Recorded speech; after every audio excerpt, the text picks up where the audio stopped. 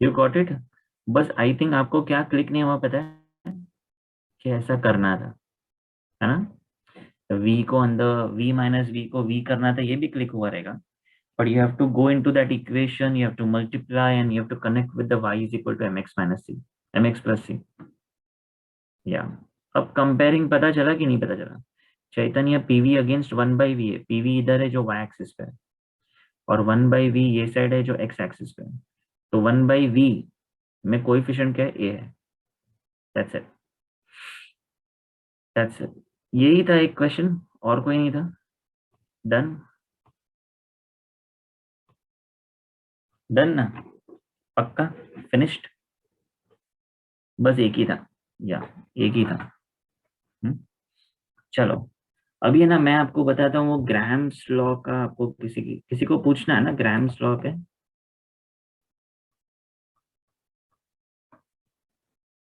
You tried Graham's law के questions?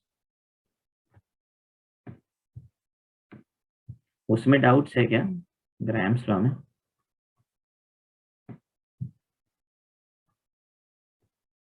है? Actually we did it, हाँ we did it in the class.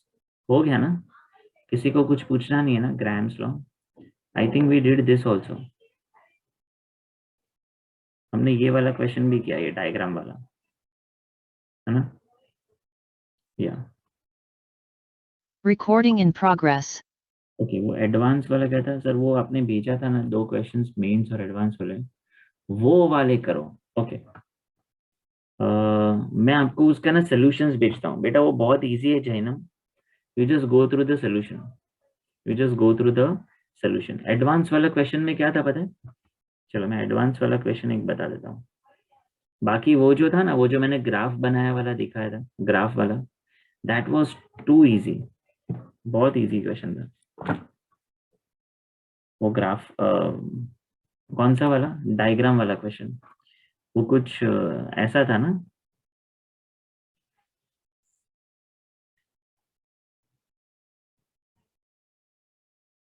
Distance वाला। ये पूरा 24 दिया था, this was given the whole 24, और यहां तक उन्होंने क्या दिया था? डी दिया था। तो अब सोचो, अगर ये डी है तो ये कितना होगा? 24 माइनस डी है ना? तो क्वेश्चन में इतना ही करना था, R1/R2। सबके पास है ना क्वेश्चन? मैं डायरेक्ट कर रहा हूँ, है ना? R1/R2 will be what?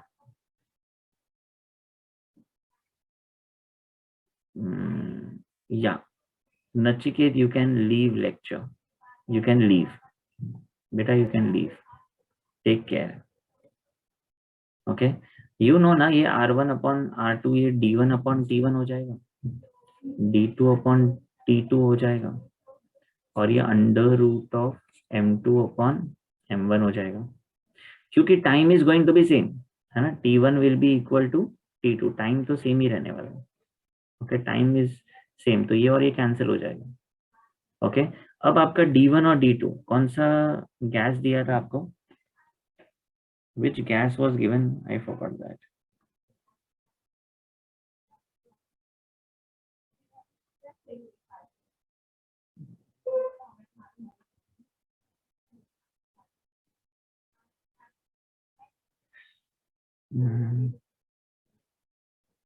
किसी के हाथ में क्वेश्चन है? गैस नहीं दिया उन्होंने, एक्स दिया, एक्स और वाई है। एक्स का मॉलिक्यूलर वेट 10 है, वाई का मॉलिक्यूलर वेट 40 है ना? और बस आपको क्या ढूंढना है पता है? ये डी की वैल्यू ढूंढनी है, सो सिंपल। आप क्या करोगे? RX/RY, तो इसमें आप DX/DY लिखोगे, करेक्ट? और उसमें ये साइड बेटा क्या है?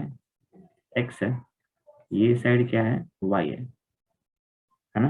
And that will be giving you molecular weight of Y upon molecular weight of X. तो अगर मैं ये दोनों लेके सॉल्व करूं तो क्या मिलेगा? dx is just d, dy is what? 24 minus d, है ना? तो अगर वो 24 माइनस डी है, so molecular weight of Y is 40 and molecular weight of X is what 10. तो ऐसे हो जाएगा. So what we get, can I say d by 24 minus d, that is equal to root 4 will be 2. So you can solve this now. It will be 48 minus 2d. So what you got, this is d plus 2d equal to 48, 3d equal to 48, d will be equal to 16. मिल गया answer.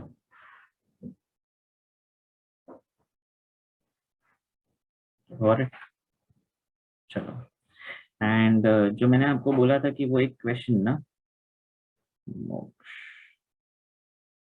वो जो दूसरा mains वाला था ना, उसमें देखो यार,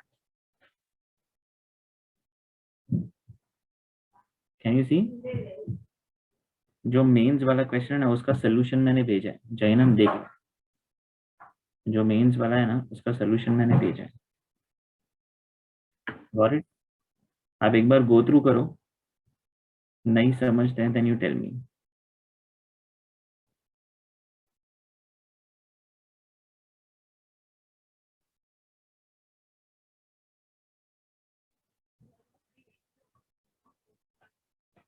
ओके. हाँ, संडे के लिए क्या प्रिपेयर करें. ओके, तो मैं आपको बताता हूँ. संडे के लिए आपको सबसे पहले मैं आपको बता दूँ, फ्रॉम दिस MCQ में you can check. From 28 MCQ till 172 we finished everything. You agree with this, all of you? 28 से हमने सब गैस लॉ के क्वेश्चन सॉल्व किए थे. मैंने आपको बोला कि नहीं बोला, I don't know, but I think I finished 28 से. फर्स्ट ऑफ ऑल हमने गैस लॉस के क्वेश्चंस किए थे 28 से लेके, वी फर्स्ट स्टार्टेड विथ 28 से 105 तक हमने किया था, है ना. एंड देन 105 से वी वेंट फ्रॉम 106 से Dalton's law of partial pressure हमने लास्ट लेक्चर में किया था. 106 से 112. फिर 113 से काइनेटिक एनर्जी का भी हमने लास्ट, मैंने आपको होमवर्क दिया था and some of them we did it in the last lecture, है ना, टिल 137. ओके, एंड देन 138 से deviation we did from the first part. जब हम 28 से 105 कर रहे थे तब हमने 138 से 163 तक किया था, याद है? 163 तक किया था. अरे किसी ने ये 163 प्रॉपर सॉल्व किया है घर पे? 163 प्रॉपर बुक में सॉल्व है आपके पास?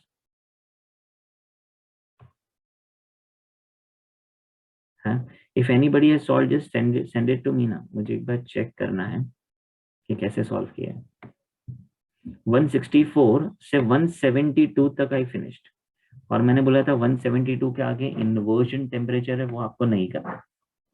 ओके, सो आपको ना बेटा पोर्शन में मैंने बहुत कुछ रखा है, गैस लॉस, डेविएशन, कंप्रेसिबिलिटी.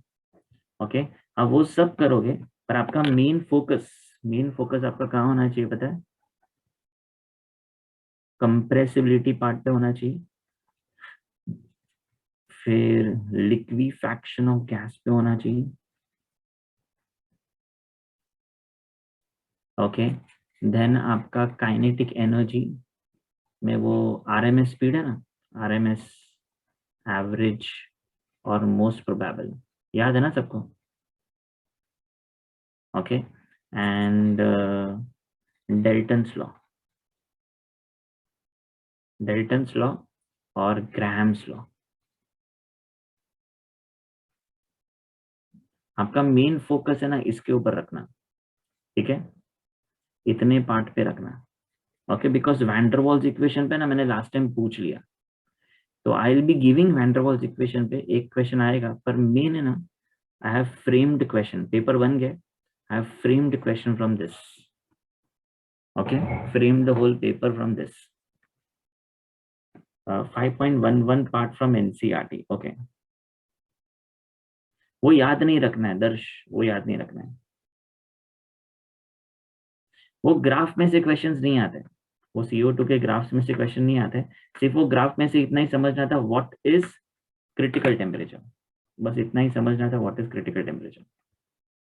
5.1 कौन सा बोला आपने? 5.11 कौन सा है? 5.11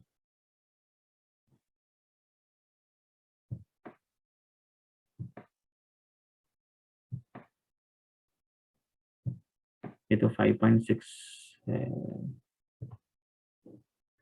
हाँ 5.11 ये रहा। वो आज हम डिस्कस करेंगे बेटा, ये आज हम डिस्कस करेंगे, अभी तक हमने डिस्कस नहीं किया ना 5.11 गुरुआंक। विल डिस्कस दिस, आज हम लोग यही डिस्कस करने वाले हैं। Okay, but it won't come in exam, it won't come in exam, it's a very normal thing. ज्यादा करके जेई में भी नहीं आता, बिकॉज इसका सब कनेक्शन फिजिक्स में या कोई केमिस्ट्री के चैप्टर के साथ है। ओके यस, आज का कुछ भी नहीं आएगा। ओके कुछ भी नहीं आएगा, don't worry.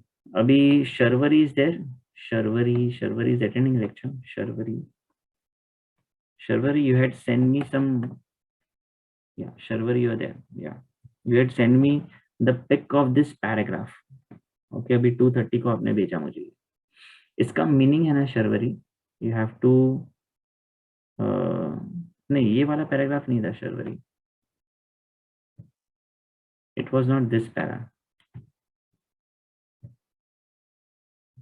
It was this para, ये वाला पैरा था, हाँ शर्वरी करेक्ट, ये पैरा है। सो ये पैरा में ना Sharvari you have to connect this para with this line, with this graph. See from A to F, Sharwari thing, what is constant? Volume is constant. So which law it will come? Gay-Lussac's law. Pressure will be directly proportional to temperature. So is pressure increasing? Is pressure increasing? देखो A में यहाँ पे pressure increase हो रहा है, तो देखो temperature भी इंक्रीज हो रहा है। ये A पे कितना प्रेशर टेम्परेचर है? 21.5 और यहाँ पे 31.1। ओके सो टेम्परेचर इंक्रीज हो रहा है। फिर बेटा F से you are going directly to G, तो यहाँ पे डी F से G में क्या है? टेम्परेचर कांस्टेंट है। So which law is applicable? Boyle's law, because pressure increase होते जा रहा है, सो वॉल्यूम क्या हो रहा है? डिक्रीज हो रहा है। एंड फिर अगेन G से आप H पे आ रहे हो, अगेन वॉल्यूम इज कांस्टेंट, सो क्या हो रहा है? प्रेशर डिक्रीज हो रहा है, तो टेम्परेचर भी डिक्रीज हो रहा है। एंड दिस पार्ट यहाँ पे लिक्विड बनना शुरू होता है। You getting it? That is what they are trying to say. You can convert one phase to another by following this process. आपका one phase, आपका A में क्या था बेटा? गैस था। F में भी क्या था? गैस था। G में भी क्या था? गैस था। But at H, what you got? Liquid. So you can convert one phase to another by following this process. Understood? This is what they are trying to say. They are saying compressing. Compressing मतलब increasing the pressure. बाहर से pressure increase करोगे तो अंदर compressed होगा। That's what the words they have used. Okay, fine. Chalo. Now we'll start with the word vapor pressure. Okay, यहाँ पे तीन चीजें है लिक्विड स्टेट में, vapour pressure, surface tension and viscosity. हाँ लैंग्वेज की वजह से वो कंफ्यूजन है, आई नो दैट। या चलो स्टार्ट करते हैं। Vapour pressure, then vapour pressure, surface tension and viscosity. सबसे पहले वेपर प्रेशर।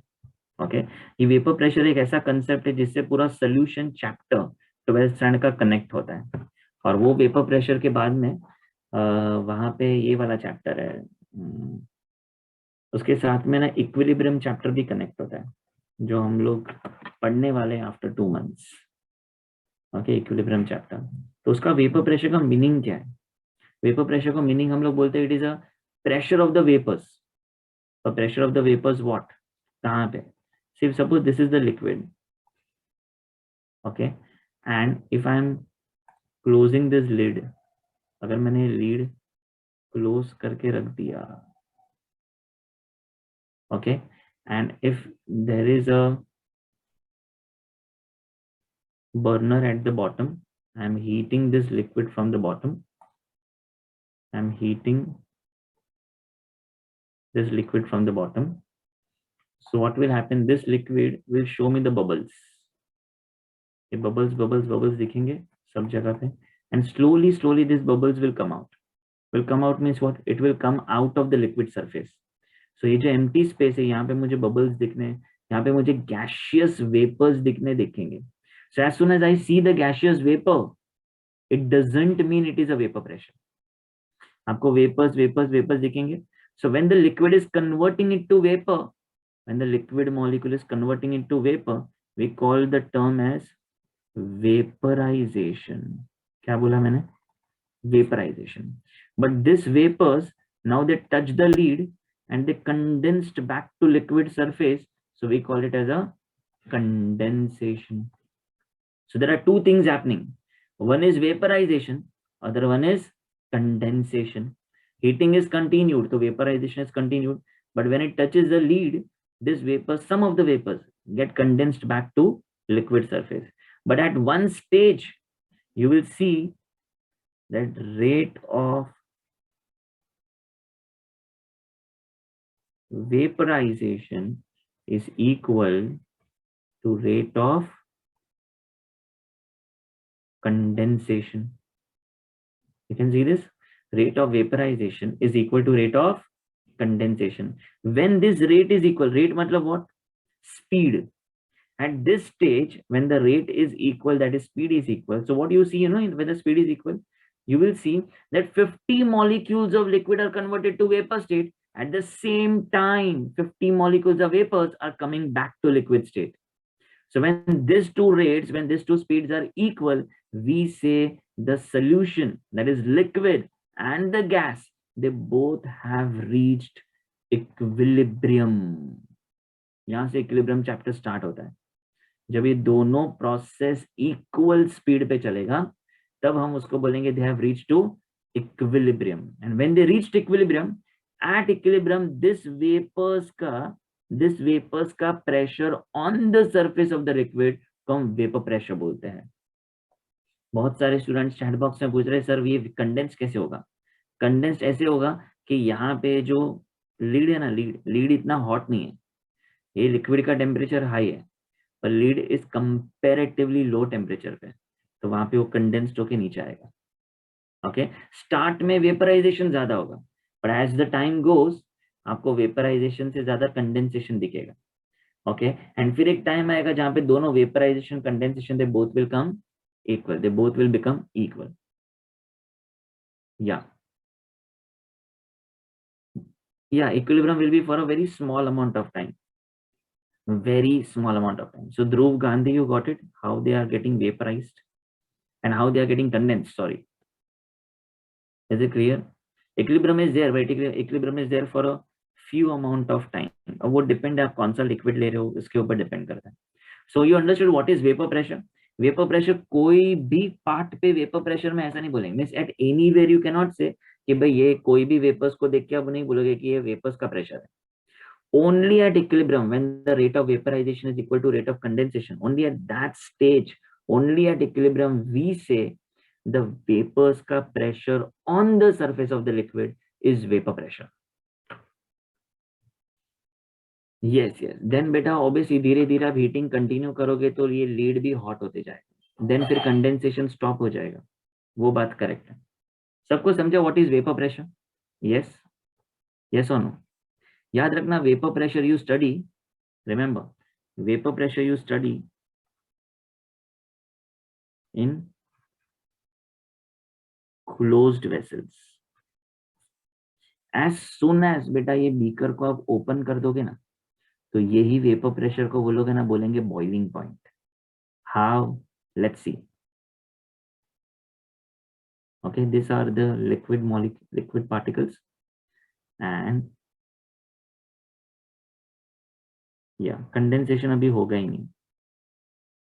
Okay, so यहाँ पे if you put a burner, इसको continuously heat करेंगे, so what you will see, liquid molecules में आपको bubbles दिखेंगे, and slowly these bubbles will move out of the beaker and they will exert pressure on the atmosphere,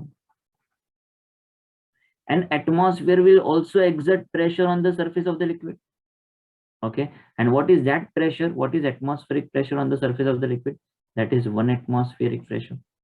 So atmosphere is also exerting the pressure on the surface of the liquid. Vapors are also exerting pressure on the atmosphere. जो atmospheric pressure है surface of the liquid पे वो 1 atmosphere है. At that time जब ये atmosphere का pressure on the surface of the liquid is 1 atmosphere, पर ये liquid के vapors का pressure on the atmosphere जब 1 atmosphere होगा तब temperature constant हो जाएगा.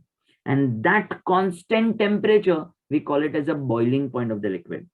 Boiling point का मीनिंग ये नहीं है कि देखो बॉयल हो रहा है, बबल्स दिख रहा है मतलब बॉयल हो रहा है. बबल्स दिखने का मतलब ये नहीं होता है कि वो बॉयल हो रहा है. Okay, bubbles is just an indication it is gonna be reached to a boiling point soon. Soon it will reach to a boiling point. But what is the meaning of boiling point? The boiling point का meaning इतना ही है, it is the temperature at which the vapor pressure of the liquid becomes equal to the atmospheric pressure. Means the vapor pressure of the liquid means the liquid के vapors का pressure on the atmosphere should be 1 atmosphere, and atmospheric pressure on the surface of the liquid should also be 1 atmosphere. When both the pressures are equal, we say the liquid has got one constant temperature. That constant temperature is the boiling point of the liquid. Like for the water, you know the boiling point is 100 degrees Celsius. So at that temperature, at 100 degrees Celsius, you see that vapor pressure of liquid becomes equal to atmospheric pressure. अब जब ये laboratory में करोगे ना तब आप एकदम shocked रह जाओगे कि 100 डिग्री पहुंच गया और 100 डिग्री के ऊपर बढ़ ही नहीं रहा है. आप कंटिन्यूसली हीट कर रहे हो पानी को, कंटिन्यूसली हीट कर रहे हो. 100 डिग्री पहुंचने के बाद भी नीचे बर्नर चालू है 15 मिनट तक. Still the temperature is not increasing. Why? Because at 100 degrees Celsius all liquid particles are converted to gaseous particle. सब लिक्विड गैस में कन्वर्ट होते जा रहे हैं. मींस जब तक पूरा लिक्विड गैस में कन्वर्ट ना हो जाए तब तक वो टेम्परेचर कांस्टेंट ही रहेगा. उसको हम लैटेंट हीट ऑफ वेपराइजेशन भी बोलते हैं, पर वो टेम्परेचर कांस्टेंट ही रहेगा. That's called as a boiling point of the liquid. So it means you keep this thing in your mind. In a closed vessel, the same concept में vaporization और condensation equalize हो जाता है. उसको हम vapor pressure define करने में use करते हैं closed vessel को. पर open vessel में वही vapors pressure create करते हैं on the atmosphere, and atmosphere का भी same pressure है on the surface of the liquid. तब जो temperature maintained होता है या temperature जो attained होता है वो temperature को we call it as a boiling point of the liquid. Is this clear? Is this clear? Okay. Mixture लेंगे तो कैसे बेटा आप वहां पे करोगे? मिक्सचर होगा तो नहीं होगा. मिक्सचर होगा तो कैसे होगा वत्सल? अरे वत्सल, पानी का बॉइलिंग पॉइंट 100 है, मिक्सचर का थोड़ी 100 है.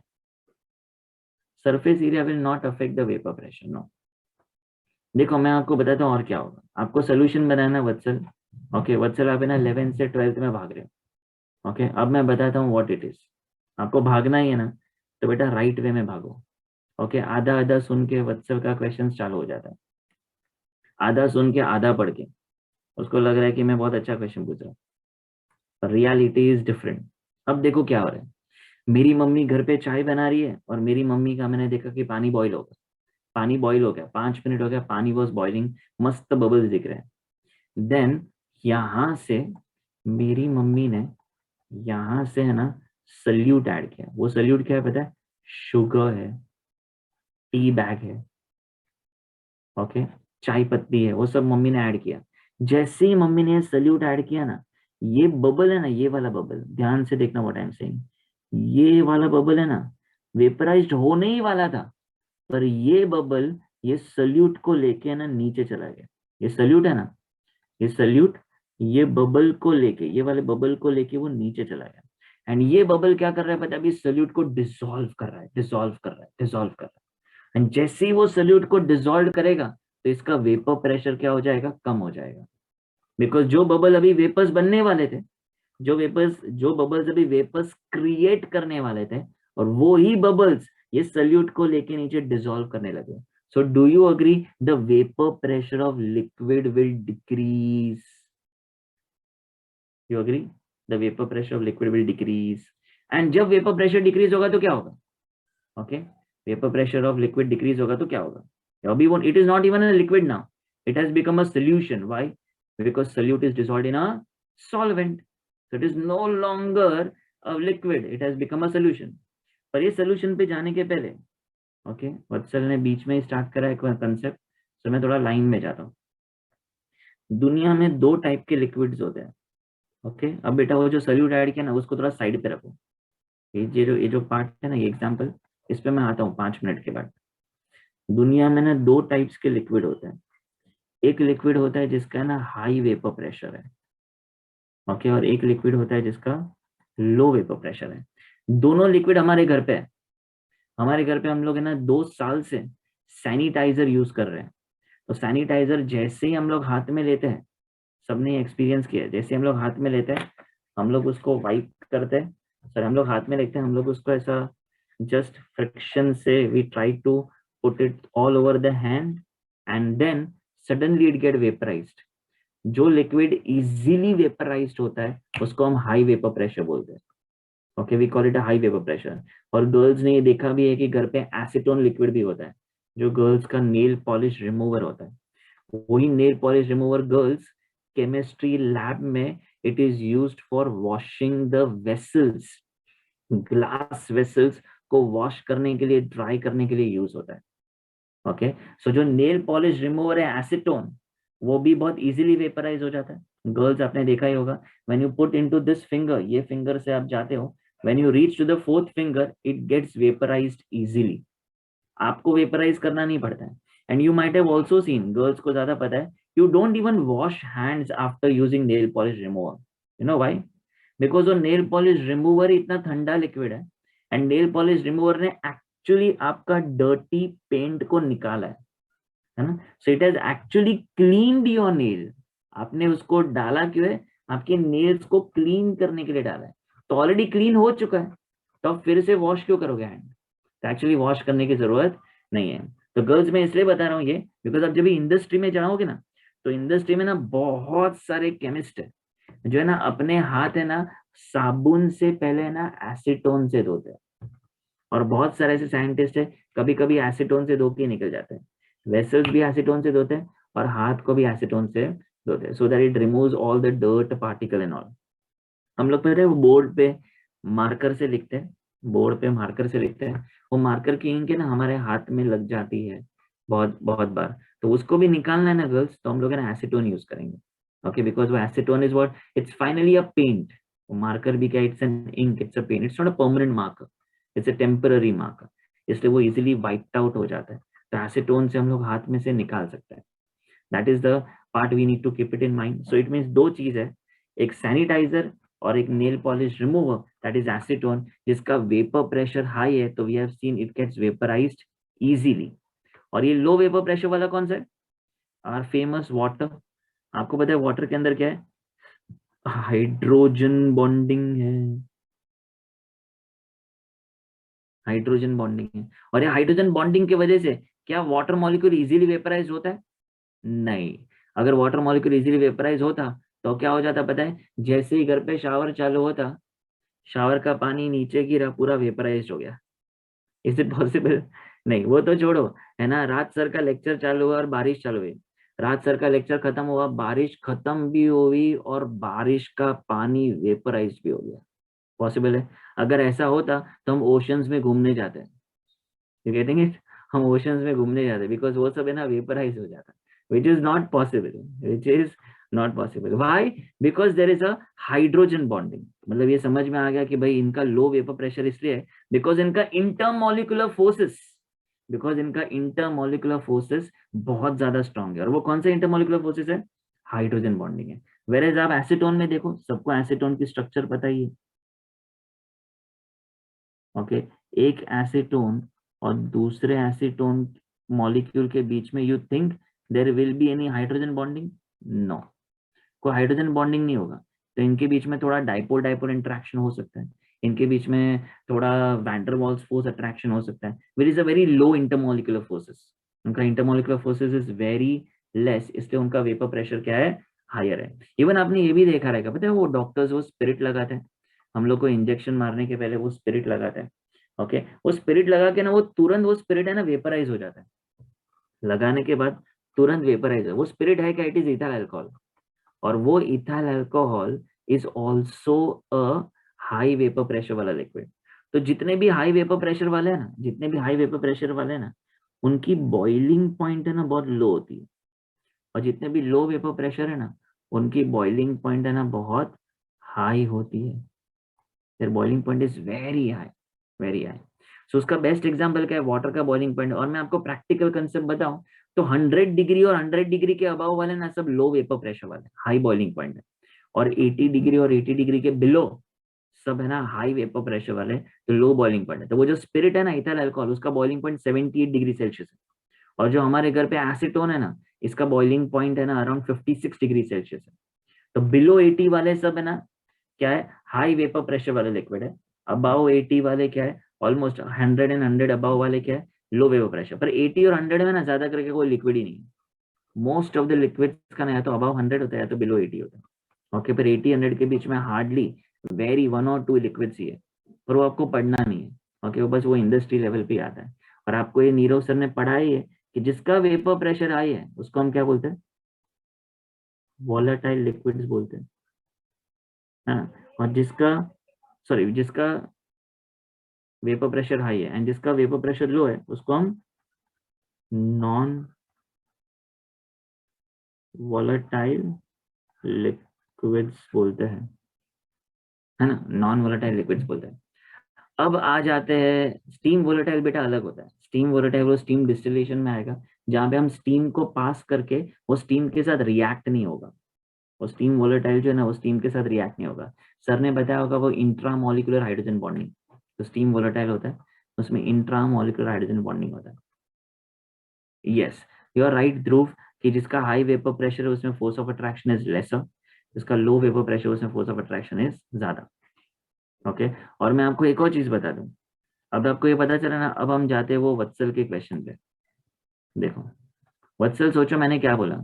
मैंने बोला कि ये सल्यूट पार्टिकल इसके अंदर गया, तो ये सल्यूट ने ये बबल को लेके वो नीचे चला गया, और ये बबल ने ये सल्यूट को डिसॉल्व करना शुरू किया। The bubble which was about to go to a vapour state, that bubble went down to the bottom of the beaker and वो डिसॉल्विंग प्रोसेस में यूज हो गया। तो now that bubble is no longer going to convert to vapours. तो क्या हो जाएगा? Overall solution का वेपर प्रेशर लो हो गया। अगर ओवरऑल सोल्यूशन का वेपर प्रेशर लो हो गया तो बॉइलिंग पॉइंट क्या हो जाएगा? हायर हो गया। तभी जो सोल्यूशन, जो पानी मेरे घर पे 100 डिग्री पे बॉईल हो रहा था, जैसे ही मेरी मम्मी ने शुगर ऐड किया या टी बैग ऐड किया, अब वो ही पानी नहीं है, now it has become a solution जिसका वेपर प्रेशर कम हो गया सोल्यूट ऐड करने से, और उसका बॉइलिंग पॉइंट अभी 105 या 110 डिग्री हो गया। तो आपने देखा रहेगा 1 मिनट के बाद है ना वापस बबल्स दिखना शुरू करता है। जैसे ही मम्मी वो टी बैग वो सब डालती है ना, तब है ना बबल्स दिखना स्टॉप हो जाता है, तब आपको बबल्स नहीं दिखते हैं। पर जैसे ही आपका वो टी बैग और शुगर वो सब डाल दिया, फिर आपको क्या दिख रहा है? फिर आपको बबल्स नहीं दिख रहा है, पर 1 मिनट के बाद वापस बबल्स दिखना शुरू हो जाता है। तो वो 1 मिनट में होता क्या है? 1 मिनट में ये ही बबल्स क्या कर रहे हैं? लिक्विड सोल्यूट को है ना डिसॉल्व कर रहे हैं, डिसॉल्व कर रहे हैं, डिसॉल्व कर रहे हैं। और जैसे ही 1 मिनट हो जाता है, तो ये ही सोल्यूशन का टेम्परेचर राइज होते रहता है, हाई राइज होने लगता है, एंड अगेन 110 डिग्री पे वापस vapour pressure of the solution becomes equal to atmospheric pressure, और वहां पे वो बॉइल्ड होना शुरू हो जाता है। But what does this tell you? कि जितना सोल्यूट ऐड करोगे उतना वेपर प्रेशर लो होगा, उतना बॉइलिंग पॉइंट क्या होगा? हायर होगा। It's a concept of solution and colligative property chapter. The name is elevation of boiling point. Okay, वहां पे भी हम सेम एग्जांपल करेंगे। या through your right, boiling point increase होगा, मतलब इम्प्योरिटीज ऐड करने पे बॉइलिंग पॉइंट। अरे रे रे रे रे वत्सल, आप इम्प्योरिटीज क्यों ऐड कर रहे हो? सीधा साधा सोल्यूशन बनाओ ना, है ना। ऐसा तो नहीं बोलते ना वत्सल की मम्मी मुझे वो इम्प्योरिटी वाली चाय, वो चाय को हम लोग बोलते हैं इम्प्योरिटी वाला पानी पिला रही है, ऐसा तो नहीं बोलते ना हम। इम्प्योरिटी वाला पानी नहीं बोलते ना हम, है ना। वरना तो आप ऐसे बोलोगे, अरे सर वो बंटी जूस सेंटर में जामुन का जूस मिलता है सर, मैं कल पी के आया, है ना। वहां पे वो इम्प्यूरिटी वाला काला पानी मिलता है या वायलेट पानी मिलता है, वैसे तो नहीं बोलोगे ना कि बेटा it is a pure juice. So my point is you are making a solution which is looking attractive, which is having good taste also, लोगों को पसंद भी है, तो आप बेटा उसको इम्प्योरिटी मत बोलो, इम्प्योरिटी की जगह पे आप क्या बोलना चाहिए पता है Vatsal, we have to use the word salute, कि आप जितना ज्यादा सल्यूट ऐड करोगे उतना वेपर प्रेशर लो होते जाएगा। यू नो कभी कभी हम वो चाय की टपरी वाले के पास जाने का, उसको बोलने का मुझे फ्रेश चाय बना के दे, तेरा बनाया हुआ चाय नहीं पीना है, मेरे सामने कढ़ाई में पानी डाल, वेसल में पानी डालो, दूध डालो, उसको गर्म करो और मेरे सामने कड़क फ्रेश चाय बनाओ। आप उसको ऐसा बोलना, आपको 20 मिनट के बाद चाय मिलेगी। ओके भाई, बिकॉज वो उसको है ना पानी को ही 10 मिनट बॉईल करेगा। एंड फिर देखना उसका एक स्टाइल होता है, 1 2 3 4 7 चम्मच है ना वो शुगर ऐड कर देगा, 8 चम्मच वो टी बैग ऐड कर देगा। वो क्यों ऐसे करता है? बिकॉज वो सिर्फ मेरे अकेले के लिए चाय नहीं बना रहा है फ्रेश, और 10 कस्टमर्स के लिए वो चाय फ्रेश बना रहा है। So what he is doing it, आप उसको टाइम क्यों लग रहा है पता है? उसका रीजन ये है कि उसने इतना ज्यादा सल्यूट ऐड कर दिया है कि वेपर प्रेशर इतना लो हो गया है कि फिर से उसको बॉईल होने में ज्यादा टाइम लगता है, एंड बॉइल्ड होते हुए उसको और बॉइल्ड होके और अच्छे से डिसॉल्व होने के उसको ज्यादा टाइम लगता है, इसलिए is taking more time. Even ये आपने नोटिस किया होगा आपके घर पे भी, गर्ल्स ने बहुत बार नोटिस किया होगा, जब घर पे है ना मेहमान आते हैं तो मम्मी को 2 कप चाय नहीं, मम्मी को 8 कप या 7 कप चाय बनानी होती है ना। तो mom takes long time to make a tea, she takes around 15-20 minutes, and she is very smart enough to engage the guest, है ना। वो उनको है ना सब छोटा मोटा नाश्ता देके ना, शी जस्ट ट्रैप्स देम कि तब तक आप ये चालू करो, है ना, फाफड़ा जलेबी चालू करो, चाय आ रही है ना, फिर बाद में आती है चाय। Yes, so all that part, my point is she is taking more time because she is adding more solute to the, she is adding more solute to the solvent। तो अगर वो सल्यूट इतना ज्यादा ऐड करते हैं तो mummy का भी बॉइलिंग पॉइंट क्या हो जाता है, हायर हो जाता है। या स्टर करेंगे तो Niti you are right, boiling faster हो जाएगा। नीति को पता होगा कभी कभी गेस्ट को लेट होता है तो मम्मी स्टर करती है ना नीति।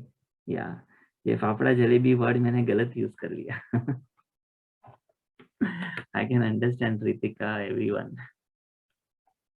करेंगे करेंगे, मुझे ऐसा लग रहा है अभी हम 2022 में फाफड़ा जलेबी के साथ मिलेंगे। लेट्स सी लेट्स सी, सबको ऑल क्लियर है?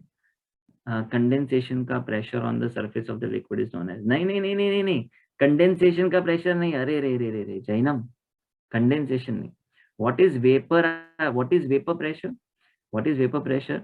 It is a temperature at which, sorry sorry, आपने क्या पूछा? वेपर प्रेशर का डेफिनेशन, वेपर प्रेशर का definition, it is at equilibrium when the vaporization, when the rate of vaporization becomes equal to rate of condensation. At that stage the pressure of the vapors on the surface of the liquid is called as vapor pressure।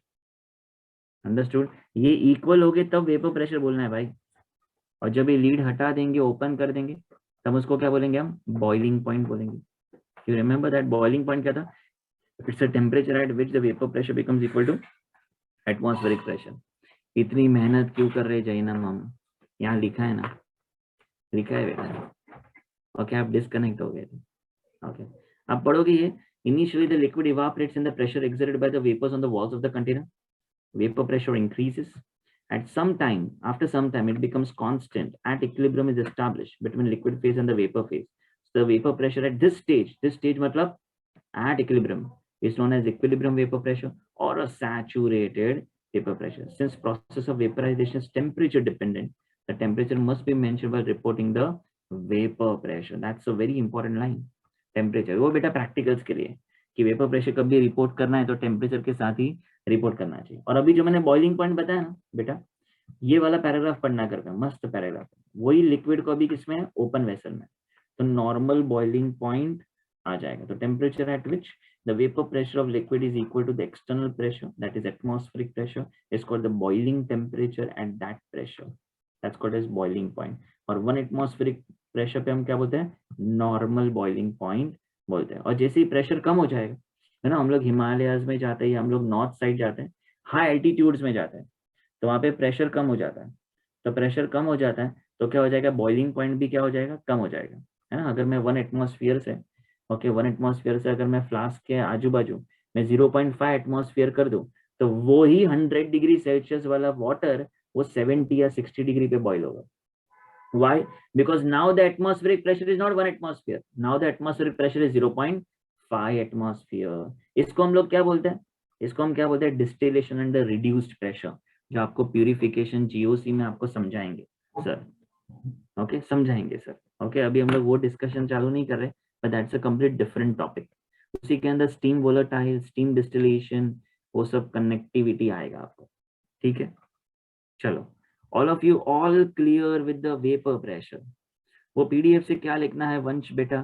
कुछ भी नहीं लिखना है, सब कुछ text book में दिया है, आप टेक्स्ट बुक में पढ़ोगे पढ़ोगे।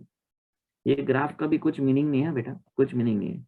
वो लोग बोल रहे हैं देखो 1 एटमॉस्फेरिक प्रेशर का है 760 मिलीमीटर मर्क्यूरी।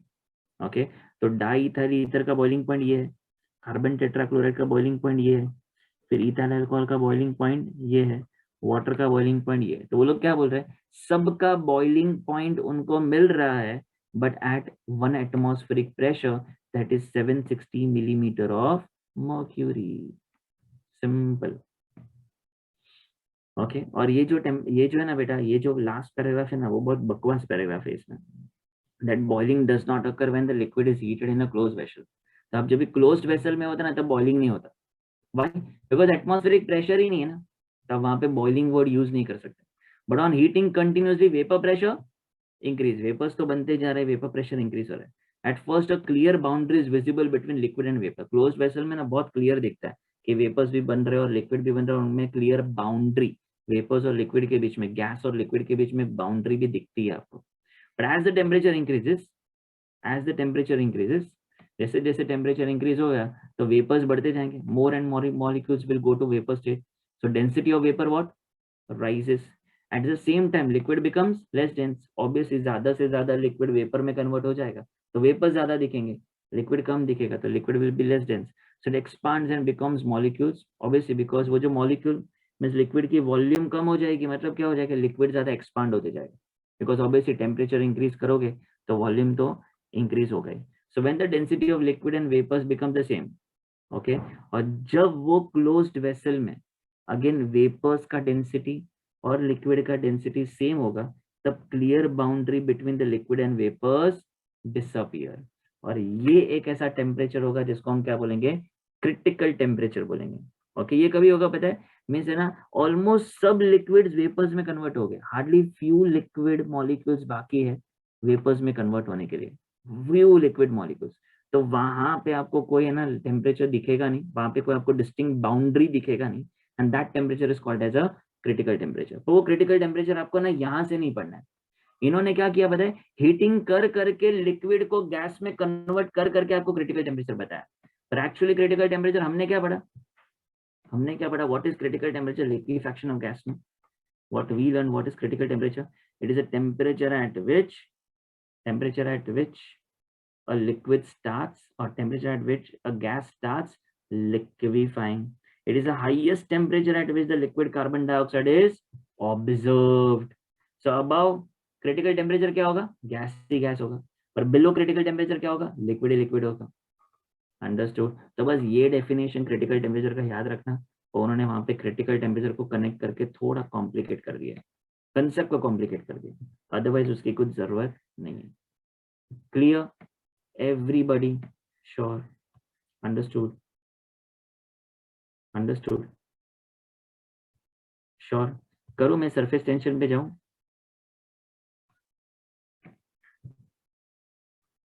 आप लोग पता है आज आज आप कौन सी क्लास में बैठे थे, in which class you were sitting today? PI volume, sorry PI volume क्या, प्रोग्रामेटिक्स में 5-7, 5-7 वो है ना जिसमें विंडो है, विंडो है वो वाला है, वो वाला नहीं है। अरे आपको विंडो वाला क्लास ज्यादा पसंद है ना, है ना, विंडो वाला क्लास ज्यादा पसंद है। वो विंडो के ये साइड क्लास में फर्स्ट बेंच पे कौन बैठता है यूजुअली? वत्सल बैठता है ना, दोनों अच्छे। नहीं विंडो, विंडो को लग के जो फर्स्ट क्लास में जहाँ पे विंडो एंड होता है वहां पे कौन बैठता है, नॉट बियॉन्ड द, नहीं last bench means first class का लास्ट बेंच, हाँ कभी कभी बोल रहा है वत्सल बोल रहा है वो बैठता है, ओके, अब आप सब लोग इमेजिन करो, वत्सल बैठता है, सबको याद है, सब लोग इमेजिन करो वत्सल को है ना, वो मेरे क्लास में वत्सल को मैंने ना क्या कर दिया पता है, वो विंडो पे बिठा दिया। ओके, मैंने उसको विंडो पे बिठा दिया, तो वो क्लास में जो थर्ड फोर्थ बेंच पे बैठा है ना, वो लोग उसमें सपोज एक लड़का एक बीच में बैठा है, तो ये जो फ्रेंड जो बीच में बैठा है ना, उसको ये वाला फ्रेंड भी इक्वल फोर्स दे रहा है, ये वाला फ्रेंड भी इक्वल फोर्स दे रहा है, ये पीछे वाला फ्रेंड भी इक्वल फोर्स दे रहा है, आगे वाला फ्रेंड भी इक्वल फोर्स दे रहा है, ये साइड भी इक्वल फोर्स है, ये साइड भी इक्वल फोर्स, तो क्या ये बीच वाला फ्रेंड हिल पाएगा? Will it be able to move? No, because it is getting balanced force from all the sides. और जो वत्सल एकदम एज पे बैठा था ना, एज पे, विंडो के एज पे बैठा था, वत्सल इधर बैठा था, ये रहा वत्सल ऐसा, ये रहा, ये रहा हमारा वत्सल, तो वत्सल ऐसे विंडो पे बैठा था। ओके, विंडो पे बैठा था, तो जब ये विंडो पे बैठा था ना, तो अभी विंडो के ये साइड, विंडो के ऊपर तो क्या थे, एयर मॉलिक्यूल्स थे, विंडो के नीचे कौन थे, विंडो के नीचे उसके 3 फ्रेंड्स थे। ओके, जो उसके ना पैर पकड़ के वत्सल को ना नीचे बिठाने की कोशिश कर रहे थे। ओके, पर Vatsal was not ready to move, और वत्सल के ऊपर, ऊपर क्या है, एयर मॉलिक्यूल्स थे, और वो एयर मॉलिक्यूल्स क्या कर रहे पता है, वो एयर मॉलिक्यूल्स अपनी ताकत से वत्सल को ऊपर खींचने की कोशिश कर रहे थे, as if Vatsal is a very light weight substance, है ना, which is not possible Vatsal, I know that, as if you are a very lightweight substance which is not possible. Okay, so just think कि ये जो वत्सल है जो खिड़की पे बैठा है, ओके, उसको air molecules are trying to push और trying to pull it up, और ये जो नीचे जो 3 फ्रेंड्स है जो वत्सल के आजू बाजू बैठते हैं, वो वत्सल को नीचे इसलिए खींच रहे हैं कि वत्सल कहीं एयर के फोर्स से उड़ ना जाए, है ना, वत्सल इज दैट हवा का झोंका, कि हवा के झोंके से वत्सल उड़ ना जाए, इसलिए लोग है ना उसको पीछे से, सॉरी नीचे से उसको पकड़ के रख रहे हैं। सपोज अगर ऐसा है, so Vatsal will be having any balanced force? नहीं, Vatsal will be experiencing an unbalanced force, और सबसे ज्यादा प्रेशर किसको फील होगा, वत्सल को ही फील होगा, बिकॉज ये एयर मॉलिक्यूल्स का फोर्स विल बी लेसर, नीचे से ये जो उसके फ्रेंड्स है जो उसकी टांग खींच रहे, उसको पुल कर रहे डाउन, का फोर्स ज्यादा होगा, so Vatsal will be in imbalanced force, and वो इम्बैलेंस फोर्स के वजह से ना Vatsal will be in a high pressure zone, so Vatsal को ये एज पे, जो एक्चुअली वो खिड़की का सरफेस था, उस सरफेस के ऊपर वत्सल को इम्बैलेंस्ड फोर्स मिल रहा था, इसलिए Vatsal on that surface was experiencing surface tension, that surface tension was pressure. और सोचो ना, वत्सल के दिमाग में प्रेशर ही है ना, कि मैं ऊपर उड़ू या नीचे बैठू, ऊपर उड़ जाऊं या नीचे बैठू, तो उसके माइंड में प्रेशर ही है ना, so is into that zone कि भाई मैं क्या करूंगा। Okay, so that surface tension, that tension means it is nothing but force applied on the surface of the liquid. Are you all getting this? इसको हम क्या बोलते हैं, सरफेस टेंशन। तो अब मुझे बताओ सरफेस टेंशन कहाँ होगा, in the in the solution, bulk में होगा सरफेस टेंशन? नहीं, सरफेस टेंशन कहाँ होगा, only at the surface, only at the edge, वहां पे होगा। आप तो सरफेस केमिस्ट्री पढ़ रहे हो, अरे मैं तो स्कॉलर से बातें कर रहा हूँ, सरफेस केमिस्ट्री पढ़ रहे हो, तो वहां पे कहाँ होगा surface tension, at the surface होगा। So in short, this force which is below this molecule, means अभी वत्सल को बाहर निकालते, ये हमारा प्यारा सा मॉलिक्यूल, उसके नीचे वाले मॉलिक्यूल स्ट्रॉन्ग इंटरमोलिकुलर फोर्स से नीचे पुल कर रहे हैं, और एयर मॉलिक्यूल्स का pull will be what, very less. तो मैं ऐसे बोलूं, यहाँ पे लेस फोर्स ऑफ अट्रैक्शन है, पर यहाँ पे मोर फोर्स ऑफ अट्रैक्शन है। और सोचो, अगर ये फोर्स ऑफ अट्रैक्शन बहुत स्ट्रॉन्गर होगा, लाइक हाइड्रोजन बॉन्डिंग, तो क्या होगा, तो क्या होगा, सरफेस टेंशन क्या होगा, ज्यादा होगा।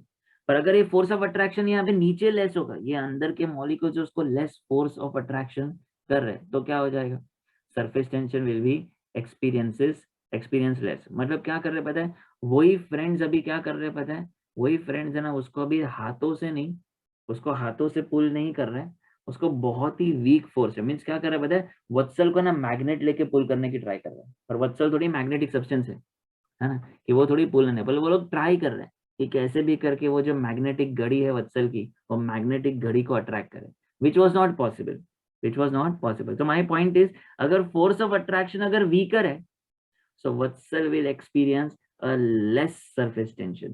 but if the force of attraction is more, then Vatsal will experience more surface tension. कहानी समझ में आई? All thanks to Mr. Vatsal. समझ में आ गई surface tension की कहानी? Sure, sure.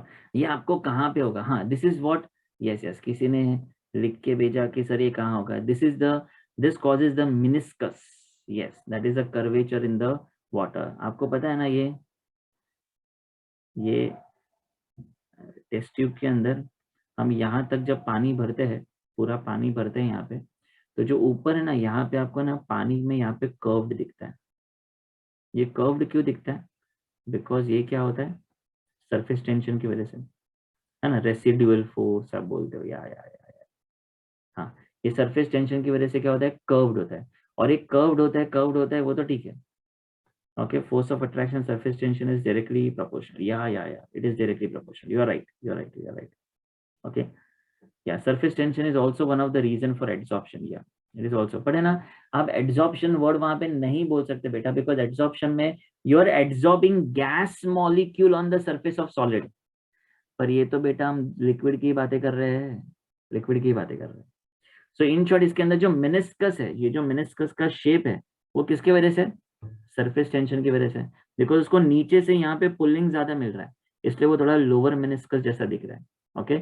इवन मैं आपको एक और चीज बताऊं, सपोज मैं यहाँ से ना लिक्विड को ना स्लोली ड्रॉप करूं, है ना, स्लोली एकदम हल्के से टैप को ओपन करूं कि एक ही ड्रॉप नीचे गिरना चाहिए. तो देखो वो ड्रॉप है ना, मुझे दिख रहा है धीरे धीरे वो ड्रॉप है ना. पता है वो ड्रॉप गिरता है तो ऐसा ऐसा स्ट्रेच्ड होके गिरता है. वो क्यों स्ट्रेच्ड होके गिरता है? बिकॉज ये ड्रॉप के पीछे एक और ड्रॉप है जिसने इसको ना पुल करके रखा है ना. तो ये ड्रॉप के वजह से, तो वो क्या कर रहा है पता है, वो जो एक ड्रॉप है ना, धीरे धीरे अपना फोर्स ऑफ अट्रैक्शन ये मॉलिक्यूल ये मॉलिक्यूल से ब्रेक करके धीरे वो ये बीकर में नीचे गिर रहा है. And when ever it falls, when it is about to fall, because of this force of attraction, ये force of attraction break होते जा रहा है धीरे धीरे. When it is about to fall, you can see that drop is a spherical drop. तो spherical drop भी क्यों दिख रहा है? Because of what? Surface tension. So drops are spherical in nature because of the surface tension. Yes, you can say by physics it's a cohesive force. हम लोग यहाँ पे ना केमिस्ट्री में वो फोर्स की बात ही नहीं करते. ओके, पर एक्चुअली you're right, उसको हम कोहेसिव फोर्स बोल सकते हैं. क्यों नहीं बोल सकते? समझ रहे हैं ना सबको? Everybody, why do you see the spherical drop of a liquid? पक्का? एक और चीज, या इसमें मर्क्यूरी के जो ड्रॉप्स होते हैं वो तो एकदम परफेक्ट स्फेरिकल होते हैं. ओके. एक और चीज इसके अंदर, okay, you might have seen, ये सरफेस टेंशन है ना, जब मम्मी है ना घर पे पानी के अंदर है ना सोप या डिटर्जेंट ऐड करती है. So you know it creates foam in the water. Why do it creates foam in the water? Because it is insoluble in water. You might have learned this in 10th standard. It's having a hydrophilic molecule and a hydrophobic molecule. So hydrophobic part makes it insoluble. और वो insoluble है, तो सोचो वो जो hydrophobic part है जो insoluble है, जिसकी वजह से वो foam create हो रहा है या froth create हो रहा है, okay, वो क्या कर रहा है? वो insoluble होने की वजह से. It means what? Do you think that soap particle will get that strong force of attraction from the water? नहीं. Soap particle will not get good force of attraction from the water. So अगर soap particle को force of attraction पानी से less मिल रहा है, then can I से it will be having a low surface tension. Sure? आपको पता चला? ये तो बेटा एयर मॉलिक्यूल है, इसकी तरफ मत देखो. मैंने यहाँ पे आपको ये बताया कि अगर मोर फोर्स ऑफ अट्रैक्शन है लिक्विड के अंदर, या मोर फोर्स ऑफ अट्रैक्शन है तो क्या है? मोर सरफेस टेंशन है. और लेस फोर्स ऑफ अट्रैक्शन है तो क्या है? लो सरफेस टेंशन है. तो आप सब लोग सोचो, मैं यहाँ पे हाई लिखता हूँ. सब लोग सोचो. तो फोर्स ऑफ अट्रैक्शन, जब मैं बोल रहा हूँ कि सोप को पानी के अंदर डाल रहा हूँ, when I am when I am pouring that soap detergent into the water, it is creating that foam. That foam is created why? The foam to create हो गया, चलो ठीक है. But is that soap is more soluble in water? No, soap is less soluble in water. Since it is less soluble in water, means water will be giving less force of attraction to the soap particle. Means the attraction between a soap particle and the water is very less. Is very less. Since it is very less, we say the surface tension is very low. It is having a very low surface tension. Okay, and due to that low surface tension क्या होगा पता है? जैसे ही आप है ना आपके कपड़े अंदर डालोगे, whenever you put a cloth inside that soap solution, your foam particle, your soap का जो foam particle है, it will attack the fiber of the cloth. जहाँ पे वो dirt है ना, dirt, वो foam particle will directly attack the dirt particle which is inserted, which is imparted into that fiber of the cloth, and उसमें से वो ना dirt particle को surround करके घिस के ना वो बाहर निकालता है. ओके, तो सोचो वो डर्ट पे अटैक क्यों कर सका? Why that soap particle could attack that dirt?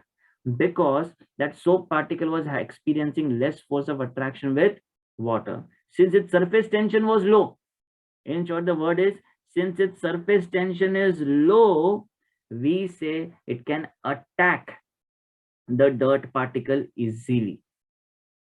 क्या समझ में आ गया everybody? Sure? पक्का? ओके, आपने ये ना कहाँ देखा होगा पता है? There is a word called as efficacy of toothpaste. सुना है आपने? Efficacy of toothpaste. एफिकेसी का मतलब होता है एफिशिएंसी, रिजल्ट प्रोड्यूसिंग. एक्चुअली इसका मतलब होता है एफिशिएंसी. ओके, और टूथपेस्ट में क्या होता है पता है? अब टूथपेस्ट में देखो क्या होगा. ध्रुव वाज सेइंग कि नहीं समझा. ध्रुव क्या नहीं समझा? ध्रुव, अब मैं डर्ट पार्टिकल तो नहीं बोला. ध्रुव ये समझा कि सोप पार्टिकल को, ये समझा ध्रुव? Soap particle. ध्रुव, कितने ध्रुव है? ध्रुव चोटालिया. ध्रुव चोटालिया. ध्रुव आयु है. सोप पार्टिकल बेटा मैंने आपको समझ गया. ओके, तो फिर मैं एक्सप्लेन नहीं कर रहा हूँ. ले देखो, एफिकेसी ऑफ टूथपेस्ट क्या है. आपने ना ये बहुत बार घर पे देखा होगा कि हम लोग है ना जब भी ब्रश करते हैं तो हम लोग है ना क्या करते हैं, ब्रश को वेट करते हैं, और वो वेट ब्रश के ऊपर we are putting a toothpaste, and when we are brushing our teeths, जब हम ब्रश कर रहे हैं तो क्या क्या प्रोड्यूस होता है माउथ में? फोम प्रोड्यूस होता है, फ्रॉथ प्रोड्यूस होता है, and that foam is actually going and removing the dirt of the teeth. अब सोचो, अगर जो आप टूथपेस्ट आप जो ब्रश पे लगा रहे हो, ब्रश भी वेट है, उसके अंदर भी पानी है.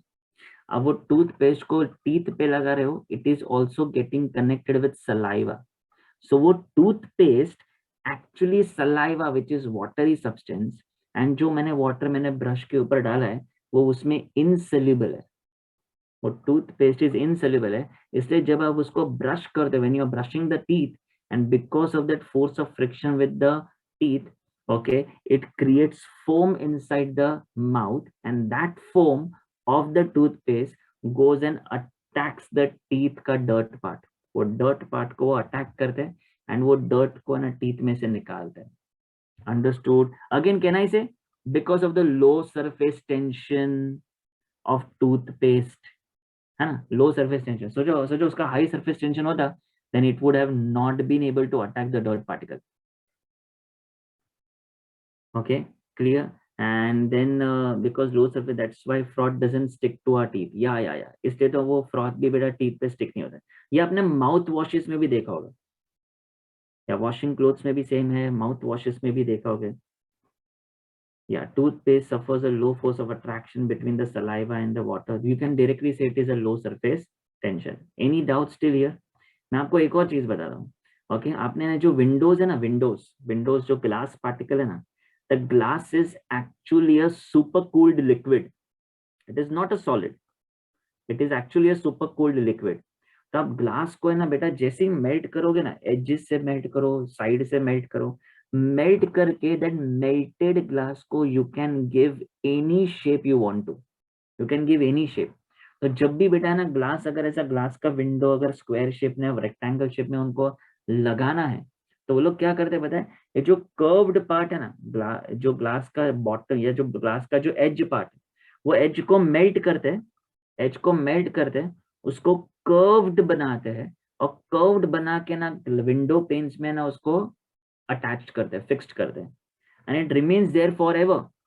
और क्या होता है पता है, वो क्या हो गया, कर्व्ड हो गया, तो विंडो पेन्स में वहां पे वो अटैच्ड हो गया। फिर क्या होता है पता है आपको, जब वो ग्लास जब लगेगा ना, पहली बार जब ग्लास लगेगा तो वो बहुत हल्का होगा, it will be very light in wait.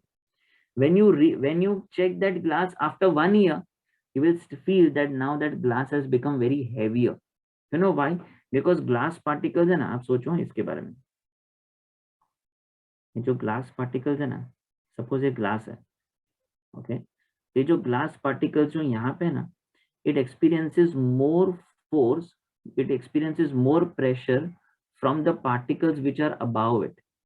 तो वो इतना ज्यादा, ये पार्टिकल्स इतना ज्यादा प्रेशराइज करते, इतना ज्यादा प्रेशराइज करते, इतना ज्यादा प्रेशराइज करते कि जो बॉटम पार्टिकल्स है ना, थोड़े ब्रॉड हो जाते, वो पूरे ब्रॉड हो जाते, एंड ब्रॉड हो जाते मतलब क्या हो जाता है, ब्रॉड हो जाते, this particles become more broader in nature, it means they become more thicker, और वो थिक करके ना वहां पे वो और ज्यादा विंडो पिन में फिक्स्ड हो जाता है, and due to which you will find it is having a more weight when you take out that glass after 1 year.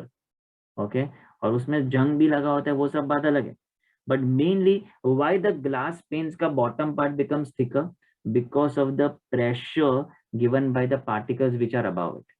But can I say ये जो below particle है, it is experiencing low surface tension. Start में लो surface tension था, पर बाद में इतना pressure बढ़तेगा, इतना प्रेशर बढ़तेगा कि उसके हाई सरफेस टेंशन की वजह से it has become a stretched membrane. Even ये जो पार्टिकल है ना, ये जो पार्टिकल है ना, ये जो पार्टिकल है ना, सोचो उसको ना बहुत सारे जन यहाँ से पुल कर रहे, तो यही पार्टिकल जो स्फेरिकल है ना अभी, अब वो पार्टिकल है ना ऐसा स्ट्रेच्ड मेम्ब्रेन जैसा हो गया, यानी सी स्ट्रेच मेम्ब्रेन जैसा हो गया। सो एक्चुअली वो surface particle looks like a stretch membrane on the surface. वैसे यहाँ पे ना it has become a stretched membrane because of the pressure of the particles which are about to it. Are you getting this? Are you getting this? समझ रहे हैं? Okay, it means अगर आप उसको बहुत सारे साइड से उसको फोर्स करोगे तो पूरा ऐसा स्ट्रेच्ड मेम्ब्रेन हो जाएगा। Clear everybody? श्योर? कहाँ गए सब? नहीं, वो ब्रेक नहीं होगा बेटा, बिकॉज इतना भी स्ट्रॉन्ग फोर्स नहीं है कि वो ब्रेक हो जाएगा। ओके, चलो मेरे पास 10 मिनट है, मुझे आपको एक चीज बताना। Okay, significance nothing nothing nothing, it just बेटा वो स्ट्रेच्ड हो जाता है, वो उसकी प्रॉपर्टी है ग्रुआंक, there is no significance of it. It helps it to get more attached to the windows. Okay, वो ज्यादा फिक्स्ड होते जाता है, ज्यादा टाइट होते जाता है, you can say. Okay, nothing else, nothing else. आप बेटा एक बार घर पे पढ़ लेना। ओके, इवन आपने कैपिलरी एक्शन भी देखा होगा, है ना, कैपिलरी एक्शन। हम लोग जब प्लांट्स को वाटर करते हैं, do we give water on the leaves? Do we water them on the leaves? No. We water them on the, where do we water them? On the roots, on the soil. Okay, on the soil. तो हम लोग उसको soil के अंदर when we are putting water, so don't you think the water is going from roots to the upper part of the branches? How it is going? By the capillary action. What do you mean by capillary action? Capillary action में ना the water molecules are transported from the bottom to the top. Water molecules are transported means what? Capillary action means what? They rise into that roots part. Okay, वो rise कैसे होता है? Again because of what? Surface tension. Okay, तो देखो एक ऐसे liquids wet the things because they spread. Okay, तो moist soil grains are pulled together because surface area of thin film of water is reduced. It is surface tension which gives stretching property to the surface of a liquid. On flat surface, droplets are slightly flattened, okay, by the effect of gravity, but in the gravity free it will be a perfectly spherical. So what does that mean? अब देखो वो लोग है ना कैसे, वो ठीक है, वो वन सेल से दूसरे सेल पे जा रहा है, वो बात सब सही है, but mainly how the water is travelling, because of what? Surface tension. तो एक वाटर मॉलिक्यूल दूसरे वाटर मॉलिक्यूल को ना पुल करता है, वो पुलिंग के वजह से क्या करता है, वन पार्टिकल दूसरे पार्टिकल को, दूसरा तीसरे पार्टिकल को पुल करते करते करते करते करते the water goes up.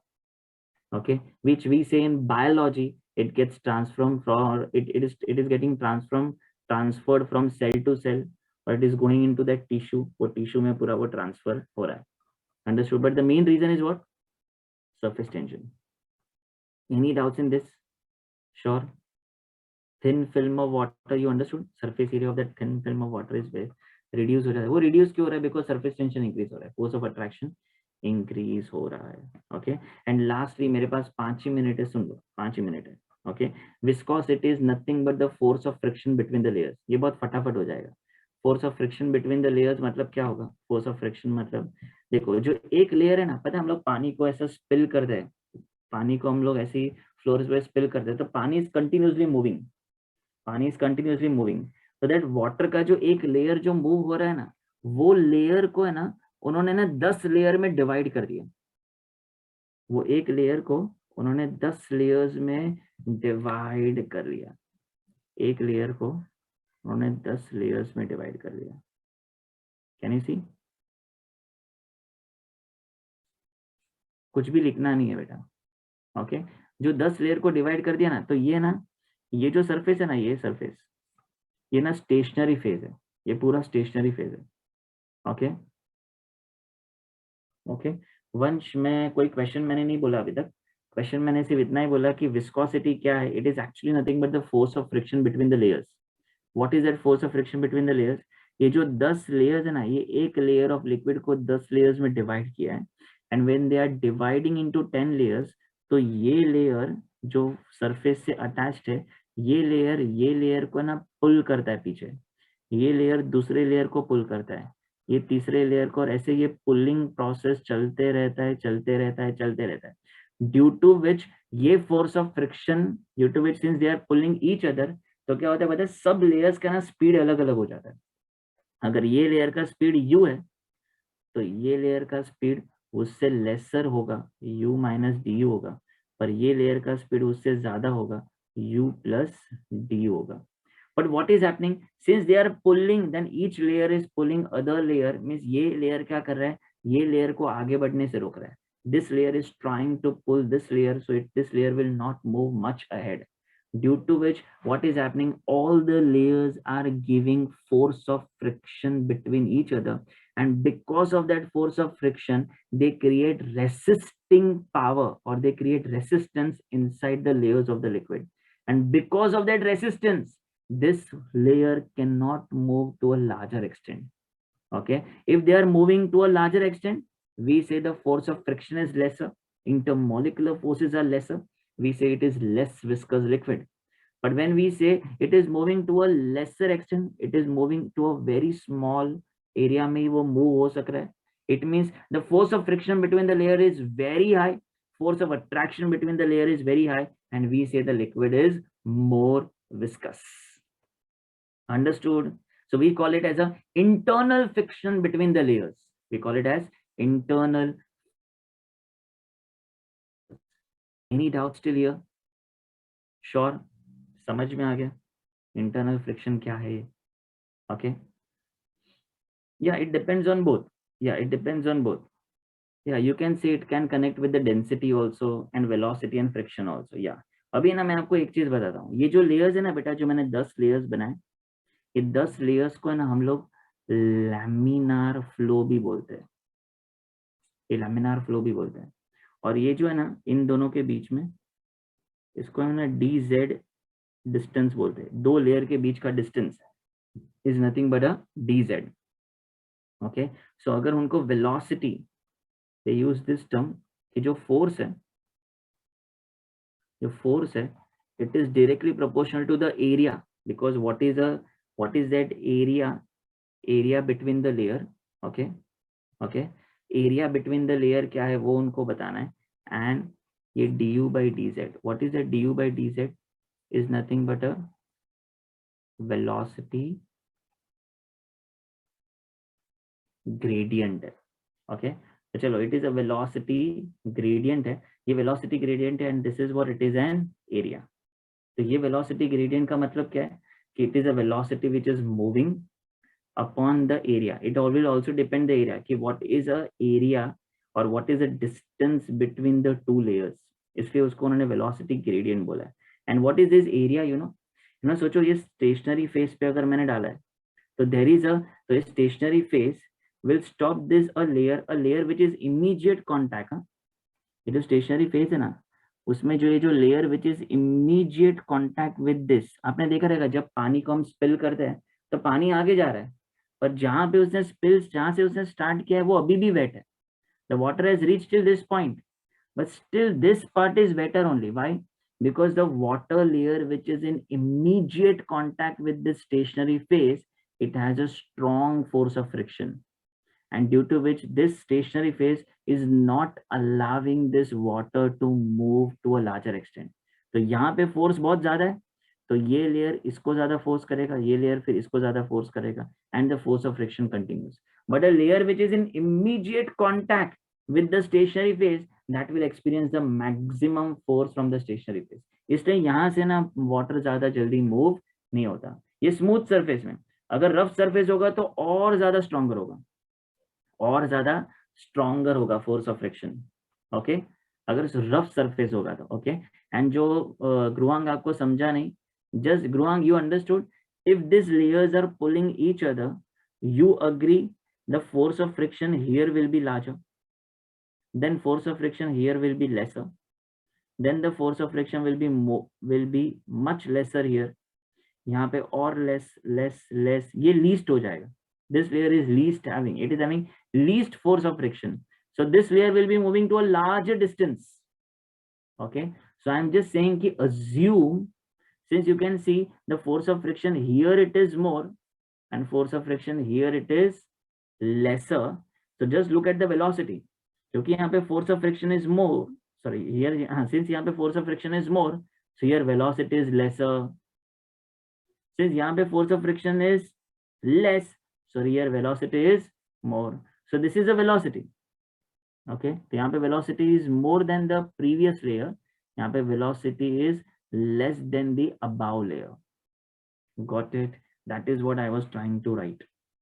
understood? And you understood this force of friction finally depends on what? Area, and also depends on what? Velocity gradient। you understood this? okay, ये समझा आपको ना। फोर्स ऑफ फ्रिक्शन किसके ऊपर depend करेगा? Area पे depend करेगा कि वो एरिया ऑफ स्टेशनरी फेस कैसा है, उसके ऊपर भी डिपेंड करेगा। और ये du by dz that is velocity का जो चेंज हो रहा है with respect to the distance between the layers, उसको हम वेलोसिटी ग्रेडियंट बोलते हैं। अगर मैं ये प्रोपोर्शनैलिटी साइन को इक्वल टू रखूं, यहाँ पे एरिया रखूं, ये du by dz रखूं, और यहाँ पे I'm putting a proportionality constant जिसका नाम है ईटा, we call it as a ईटा, और ये ईटा is nothing but a viscosity coefficient, we call it as a viscosity coefficient। Okay, तो वो लोग है ना विस्कोसिटी कोएफिशिएंट का वो लोग आपको ना यूनिट पूछेंगे। तो पहले ना आप du by dz का यूनिट देख लो। du by dz, du क्या है? वेलोसिटी है, तो हम क्या लिखेंगे? मीटर पर सेकेंड स्क्वायर। ओके, मीटर पर सेकेंड स्क्वायर, सेकेंड स्क्वायर बोलते हैं कि मीटर पर सेकेंड होता है, सिर्फ मीटर पर सेकेंड ही आएगा। And dz is what the distance between the layers, तो ये भी मीटर ही है, तो ये और ये कैंसिल हो जाएगा, सो व्हाट यू गेट? पर सेकेंड। ओके, तो सोचो अगर मुझे ईटा का यूनिट चाहिए तो कहना है right, it is force upon area into dz by du, ये उल्टा हो जाएगा। तो मुझे ईटा का यूनिट क्या मिलेगा? फोर्स का यूनिट क्या है? न्यूटन। ओके, सोचो ईटा का यूनिट क्या हो जाएगा?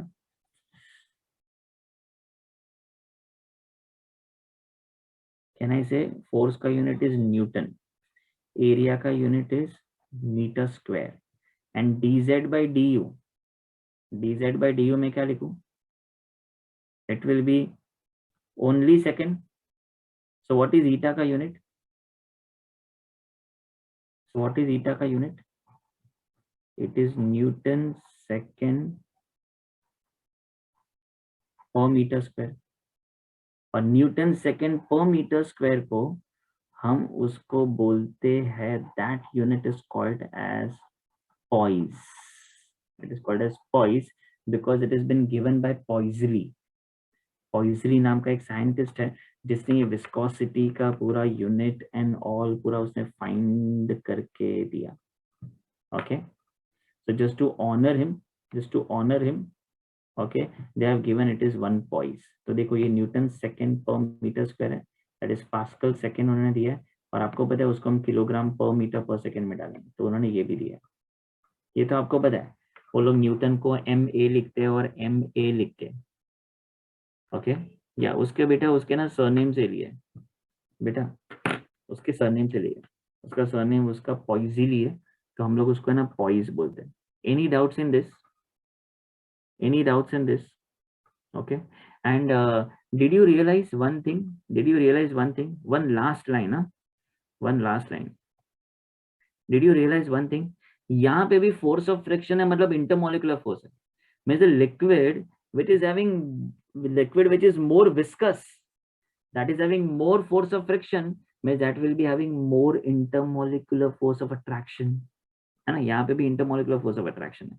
यहाँ पे भी देखो, अगर intermolecular force of attraction between the molecules it is more, तो वी से it will experience more surface tension. Okay, तो ये दोनों है ना फोर्स ऑफ अट्रैक्शन पे डिपेंडेंट है. तो आप जब भी पढ़ोगे ना बेटा एनसीईआरटी, तो उन्होंने ना एक रिलेशन दिया है जो मैं यहाँ पे बताता हूँ. द टेम्परेचर, आपको जो याद रखने वाला पार्ट है ना वो यही है. The temperature is inversely proportional to surface tension, and it is inversely proportional to viscosity. And now you connect this orally into your mind. If I increase the temperature, then what will happen? Liquid will start getting boiled. The force of friction या force of attraction between the molecules will break. सोचो अगर मैं temperature increase करूं तो ये force of attraction कम होते जाएगा. तो force of attraction will decrease, so surface tension will also decrease. Same way, if I increase the temperature here, then this force of friction will be less. the force of attraction इनके बीच में क्या हो जाएगा? टूटते जाएगा, break होते जाएगा, decrease होते जाएगा. so force of attraction यहाँ पे भी ब्रेक होते जाएगा, तो इनका विस्कोसिटी क्या हो जाएगा? डिक्रीज होते जाएगा. वेलोसिटी इंक्रीज होगा पर विस्कोसिटी क्या हो जाएगा? डिक्रीज होते जाएगा. so with increase in temperature, surface tension decreases, viscosity also decreases. This is a very important line. Any doubts in this? सब लोग घर पे जाके ये पढ़ना, पूरा एनसीईआरटी बुक पढ़ना. Okay, and before you leave just look into your group. Okay, अब ये ना ये पूरा अच्छे से पढ़ना. और विस्कोसिटी मैंने बोला था इंटरमोलिकुलर फोर्सेस होते हैं, उसमें हाइड्रोजन बॉन्डिंग और वैन डर वाल्स फोर्स सबसे स्ट्रॉन्गर फोर्स होते हैं. ओके, एंड अगर आप लोग देखोगे मैंने पूरा states of matter chapter finish कर दिया है. सिर्फ एक ही पार्ट बाकी है, वो है नीरव सर ने जो आपने सिखाया है. नीरव सर ने आपको जो सिखाया है, कौन सा सिखाया है? इंटरमोलिकुलर फोर्सेस सिखाया है ना नीरव सर ने. इंटरमोलिकुलर फोर्सेस वो हम नेक्स्ट लेक्चर में, मंडे के लेक्चर में हम डिस्कस करने वाले हैं. मंडे या Tuesday before you go for your vacation हम लोग वो डिस्कस करने वाले हैं. वो इन्वर्जन टेम्परेचर वाला दर्श वो है ना आपके सिलेबस में नहीं है. इन्वर्जन टेम्परेचर, इवन वो जो लिंडे मेथड और लिंडे क्लॉड मेथड देना आपके सिलेबस में नहीं है. ओके, बिकॉज वो बेटा एक्सपेरिमेंटल टेक्निक्स है, वो आपको उसके ऊपर कुछ भी क्वेश्चन नहीं आएगा. ओके, और मैं आपके ग्रुप में एक चीज भेज रहा हूँ. Okay, all of you check. Okay, just check, then I can exit. Then we can exit this lecture. Okay, can you see I had sent you the mind map of it. आज का कुछ भी exam में नहीं आएगा. आज जो मैंने जितना भी पढ़ा है ना बेटा, एक्चुअली उसमें सिर्फ इतना ही पढ़ना है, डेफिनेशन और यूनिट्स और examples. Today's lecture is not going to come in Sunday's paper. Okay, definition and क्या बोला मैंने? डेफिनेशन, यूनिट्स और एग्जाम्पल्स. ओके, एंड सब लोग ये देखा, आपको माइंड मैप मिला पूरा गैसियस स्टेट का. और उसमें ये जो पेज है ना बेटा, ये जो पेज है ना, इसमें थोड़ा आपको खिचड़ी दिखेगा। ये ना बेटा एडवांस लेवल के भी मैंने ग्राफ्स दिए, log P versus log V, थोड़ा कोशिश करो समझने की। ये नहीं समझेगा तो मैंने जो आपको ग्राफ बना के दिया है वो फॉलो करोगे तो चलेगा, ये संडे एग्जाम के लिए। ओके, बाकी आपको अगर पढ़ाई करना शुरू करना है, एवोगैड्रो लॉ देखो मैंने यहाँ पे दिया है, ideal gas equation PM is equal to DRT है। ओके, डीआरटी है। फिर आइडियल गैस का बेटा एक characteristic deviation of ideal gas, ये real gas equal to ideal gas, real gas deviate कभी होगा हाई प्रेशर लो टेम्परेचर पे। वैंडरवाल इक्वेशन मैंने दिया है, वैंडरवाल इक्वेशन देखो ए और बी है, प्रेशर करेक्शन वॉल्यूम करेक्शन यहाँ पे पूरा दिया है, पढ़ना। उसके बाद हम नेक्स्ट पेज पे आओगे तो कंप्रेसिबिलिटी फैक्टर, ये तीनों चीज, उसका उसका ये कॉन्स्टेंट्स का वैल्यू, जेड का value in terms of A and B. Okay, फिर ये क्रिटिकल टेम्परेचर जो मैंने डिराइव किया था आपके लिए 8A/27 RB, और ये even not in critical temperature, critical temperature, critical pressure, critical volume, ये सब हमने डिराइव करके रखा है। Okay, even this is 3/8। Okay, 3/8 RTC। तो मैंने क्या डिराइव नहीं किया पता है आपके लिए, बॉइल टेम्परेचर को भी TB is equal to A/BR, ये हम डिराइव नहीं करेंगे तो चलेगा अभी। Why? Just because after derivation आपको लर्न ही करना है ना एवरीबडी। आफ्टर डेरिवेशन जैसे आपने लर्न ही करना है वैसे ये भी लर्न ही करना है। ओके, वैसे इन्वर्जन टेम्परेचर क्या है ना बेटा, एक बार मैं आपको after I finish this chapter में एक बार बताता हूँ। ओके, अभी के लिए हम इन्वर्जन टेम्परेचर मत पढ़ो, एक्चुअली बेटा is not a part of this chapter, पर फिर भी इन्वर्जन टेम्परेचर एक बहुत इंटरेस्टिंग कंसेप्ट है, मैं आपको बताऊंगा 100% कैसे है। ओके, एंड फिर कल के टेस्ट के लिए, सॉरी संडे के टेस्ट के लिए लिक्विफैक्शन ऑफ गैस पे आप सबसे ज्यादा फोकस करोगे। फिर ये काइनेटिक एनर्जी, मॉलिक्यूलर स्पीड्स, मैंने सब फॉर्मूलाज इसमें लिख दिए, everything is written. Boltzmann constant K है, के कितने वैल्यूज है वो जो फिजिक्स में आने वाला है वो भी लिखा है। ये तीनों मोस्ट प्रोबेबल एवरेज स्पीड का तीनों का फॉर्मूला, उनका आरएमएस के साथ कनेक्शन, आरएमएस इज ग्रेटर, ये सब मैंने लिखा है। और देखो ग्राफ भी बनाया जहाँ पे मैंने बोला कि पीक जिसका कम है उसका टेम्परेचर ज्यादा है, बिकॉज उसका वेलोसिटी ज्यादा है। ओके, एंड जो मैंने ग्राहम्स लॉ लास्ट टाइम लिख के दिया, ये पूरा ग्राहम्स लॉ यहाँ पे मैंने लिखा है, आप अच्छे से घर पे पढ़ो तो पता चलेगा। ओके, अच्छे से पढ़ोगे यू विल गेट कि ये पूरा ग्राहम्स लॉ इसके अंदर। तो आपको है ना एक्चुअली ये तीन चीज पे फोकस करना है, kinetic energy, Graham's law, liquefaction of gas and Dalton's law of partial pressure. Okay, यहाँ तक है आपको ये एक्वियस टेंशन, यहाँ तक है। ओके, आपको एक्वियस टेंशन अभी समझा ना क्या है, it is nothing but water vapour का प्रेशर है, जो आज मैंने समझा ना वाटर वेपर का प्रेशर वही है। तो बेटा आपके अगर अभी घर पे अगर ऑक्सीजन गैस के साथ वाटर वेपर है, तो घर के रूम का टोटल एयर का प्रेशर माइनस वाटर वेपर का प्रेशर करो विच इज एक्वियस टेंशन का प्रेशर, तो मुझे घर के गैस का ड्राई गैस का प्रेशर मिलेगा। Okay, I will get a pressure of dry gas. ठीक है, ओके, और ये रिलेटिव ह्यूमिडिटी, परसेंटेज गैस, ये सब मत करो, ये नहीं है अभी आपको, चलेगा ये ना बेटा वेदर फोरकास्टिंग के लिए। फिर हमारे नरेंद्र अवस्थी सर ने बैरोमीटर, मैनोमीटर का पूरा कैलकुलेशन उन्होंने बुक में दिया है, इसलिए मैंने यहाँ पे दिया, पर आप नहीं करोगे, ये 50 साल से JEE में नहीं आ रहा है, not even in Mains, not even in Advance, तो आप नहीं करोगे तो चलेगा। बस उसके नीचे का जो पार्ट है ये मैंने प्रेशर का यूनिट, वॉल्यूम, टेम्परेचर, ये सब दिया है। सिर्फ इसमें क्या नहीं है पता है, ये पूरे माइंड मैप में आज जो मैंने सिखाया ना लिक्विड स्टेट वो नहीं है। वाई? बिकॉज ये माइंड मैप मैंने गैसियस स्टेट पे ही पूरा बनाया। ओके, और मैंने क्या नहीं बनाया पता है, नीरव सर का वो part intermolecular forces, okay, hydrogen bonding, dipole dipole interaction, वो सब मैंने नहीं डाला। ओके, बिकॉज वो बहुत ईजी है, आपने दूसरे चैप्टर्स में पढ़ा है, इसलिए मैंने नहीं डाला। Otherwise it has complete things, यही आप अगर पढ़ के जाओगे संडे के पेपर में you will get a good marks. Okay, और बस आप है ना आपके MCQs अच्छे से प्रैक्टिस करके जाना, ठीक है। So my lecture won't be there tomorrow, but before your vacation my lecture would be there, जहाँ पे मैं इंटरमोलिकुलर फोर्सेस थोड़ा डिस्कस करूंगा। और आपको दूसरा होमवर्क ये है जो आपको संडे को करना है after you finish the test, और संडे को ये है कि 178 से लेके एंड तक 211 तक आपको पूरा सॉल्व करना है। ओके, 178 से 211 तक आप पूरा घर पे सॉल्व करना for after your Sunday test. Okay and ये बेटा अभी जो लिक्विड स्टेट है विस्कोसिटी एंड ऑल, इसके ऊपर कोई सम्स नहीं आते, इसके ऊपर सम्स आएंगे फिजिक्स में आएंगे, फिजिक्स में सरफेस टेंशन भी आएगा, विस्कोसिटी भी आएगा, यहाँ से केमिस्ट्री से अच्छा कंटेंट मिलेगा, अच्छा डेरिवेशन मिलेगा, तो वहां पे आप पढ़ना, वहां पे आपको बेटर कनेक्टिविटी मिलेगा। Okay so I am ending my lecture here, सब लोग जा रहे हैं, बाय बाय बाय। सर या सर वो अपने लास्ट पे जो वो